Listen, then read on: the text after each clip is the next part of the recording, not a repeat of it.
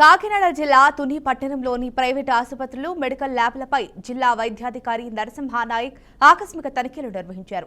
ఆసుపత్రి పరిసరాలు, ల్యాబ్లు, రికార్డులు, అనుమతి పత్రాలను క్షుణ్ణంగా పరిశీలించారు. తనిఖీల్లో రిజిస్ట్రేషన్లు ఉన్నప్పటికీ లైసెన్స్ రెన్యువల్ చేయని పలు ఆసుపత్రులు బయటపడ్డాయి. ఈ వ్యవహారంపై జిల్లా వైద్యాధికారి ఆగ్రహం వ్యక్తం చేశారు. అనుమతులు లేకుండా నడుస్తున్న జ్యోతి డయాగ్నోస్టిక్స్ సెంటర్ను అధికారులు సీజ్ చేశారు. తునిలోని ప్రైవేటు ఆసుపత్రులపై విస్తృతంగా తనిఖీలు చేపట్టామని జిల్లా వైద్యాధికారి నరసింహానాయక్ తెలిపారు.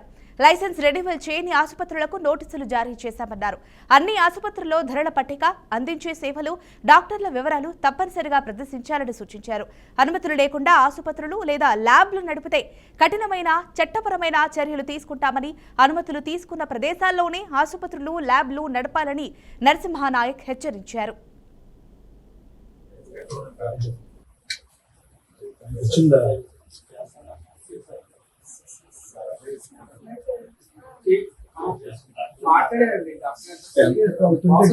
చేసుకోవాలి ముందే స్టార్ట్ చేయాలి.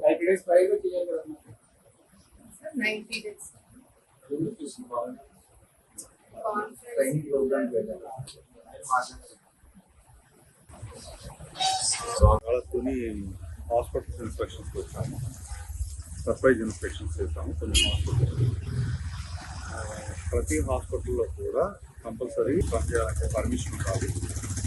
అలానే మనకి వాళ్ళు ఏమేమి సర్వీస్ ఇస్తున్నారు అనేది డిస్ప్లే చేయాలి.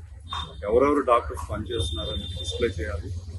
అలానే టారిఫ్ రేట్లు, మనం ఇచ్చే సర్వీసెస్కి రూమ్ రెంట్గా ఎంత వసూలు చేస్తూ ఉన్నాము, ఏం ప్రొసీజర్స్ చేస్తున్నాము, ఎంత వసూలు చేస్తూ ఉన్నాము, అవన్నీ కూడా ఖచ్చితంగా రేట్స్ అనేది, టారిఫ్ అనేది డిస్ప్లే చేయాలి. అనే ఓపీకి ఇంత, అలా లేకపోతే స్కానింగ్ ఇంత, ఎక్స్రే ఇంత, ల్యాబ్ టెస్ట్లు ఇవి చేస్తాము వాటికి ఇంత, అవి రేట్స్ అనేది కంపల్సరీ ప్రతిదీ డిస్ప్లే చేయాలి. ఇలాగ చెయ్యని హాస్పిటల్స్ ఏదైనా ఉంటే మాత్రం వాటి మీద యాక్షన్స్ తీసుకోవడం జరుగుతుంది. వైలేషన్స్ 1-2 ఐడెంటిఫై చేస్తామండి. డెఫినెట్గా వాటికి నోటీస్ ఇస్తాం, వాళ్ళకి టైం ఇస్తాం, రెక్టిఫై చేసుకొని కరెక్ట్గా ప్రాక్టీస్ చేస్తాం. సరే లేకపోతే అదర్వైజ్ క్లోజ్.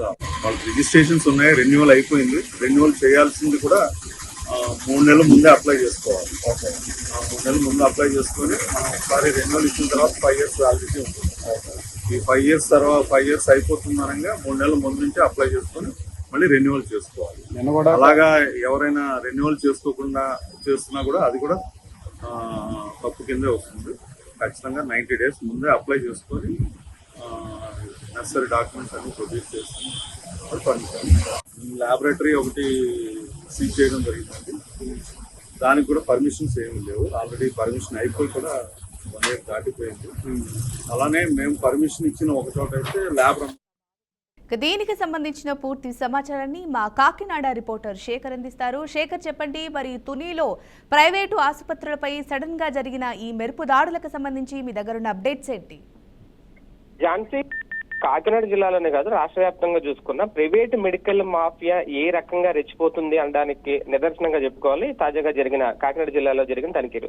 కాకినాడ జిల్లాలో తుని ప్రాంతంలో ఈ తనిఖీలు అయితే నిర్వహించారు. అయితే ఇక్కడ ఎప్పటి నుంచో కూడా రోగులు చాలా ఇబ్బంది పడుతున్నారు. ఒక ప్రైవేట్ ఆసుపత్రిలోకి వెళ్ళి వైద్యం చేయించుకోవాలి అంటే అక్కడ మెడికల్ షాప్ లో మందులు కొనాలన్నా, లేదంటే ఒక ల్యాబ్ లో టెస్టులు చేయించుకోవాలన్నా, ఈ డయాగ్నోస్టిక్ సెంటర్ కి వెళ్ళాలన్నా ఎక్కడైనా సరే ధరల పట్టి అనేది చాలా మ్యాండేటరీ. ఇక్కడ ఏ టెస్ట్ కి ఎంత చెల్లించాలి అనే ధరల బట్టి ఖచ్చితంగా ఉండాలి. కానీ ఎక్కడా కూడా అవి ఏ ఆసుపత్రి కానీ, ఏ ల్యాబ్స్ కానీ, డయాగ్నోస్టిక్ సెంటర్స్ కానీ మెయింటైన్ చేయట్లేదు. ఈ నేపథ్యంలోనే జిల్లా వైద్యాధికారులు తనిఖీలు అయితే నిర్వహించారు. ఈ తనిఖీల్లో భాగంగా ఇలాగ ఎలాంటి నిబంధనలు పాటించని ప్రైవేట్ ఆసుపత్రులతో పాటు డయాగ్నోస్టిక్ సెంటర్స్ ని, అలాగే కొన్ని ల్యాబ్లను కూడా గుర్తించారు. వాటిలో కొన్నింటికి నోటీసులు అయితే ఇచ్చారు, అలాగే కొన్నింటిని సీజ్ కూడా చేశారు. అందులో భాగంగానే ప్రధానంగా జ్యోతి డయాగ్నోస్టిక్ సెంటర్ ని, అక్కడ కనీసం ఆ డయాగ్నోస్టిక్ సెంటర్ కి అనుమతులు కూడా లేవు. ఎలాంటి అనుమతులు లేకుండా వాళ్ళు డయాగ్నోస్టిక్ సెంటర్ నిర్వహించేస్తున్నారు. ఈ సెంటర్స్ లో బీపీ దగ్గర నుంచి, షుగర్ దగ్గర నుంచి చాలా టెస్టులు చేస్తారు.